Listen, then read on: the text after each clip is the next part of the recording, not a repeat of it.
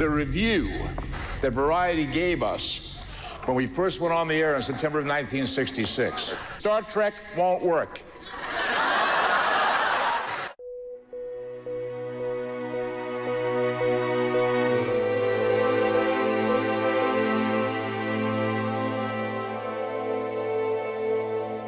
What was your impetus for this project? Where did it start? In November of last year, I approached Dad about the idea of doing a documentary on Spock as a part of the celebration of the anniversary of the original series. And the minute I suggested this to Dad, he was in. When word came out today that actor Leonard Nimoy had died, the president said, "I love Spock." I started acting about 8 years old and suddenly decided that I liked it enough to want to make a career of it, so I came to California in 1949. I loved Leonard. Leonard and I came from a lot of similar backgrounds. He was a multifaceted individual. He was never just Spock to me, even growing up. He had a ubiquitous curiosity about everything going on in the world.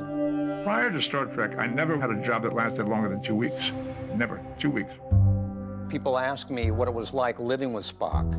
And for the most part during that period, he'd come home at night, eat his dinner, memorize his lines, and then just go to sleep. He was trying so hard to get this career going. It took a toll on his family life. That he was occasionally Leonard-like, but mostly he was Spock. Everyone feels a little bit like an outsider. I would argue the most interesting people seem to. I think people recognize themselves in him. One of the things that I really respect about your dad was his love and affection for the fans. To create a character who leaves a mark on the society that strikes a chord that resonates. Leonard Nimoy did that. Leonard was a self-made Renaissance man. He made the world stand up and listen. Fascinating.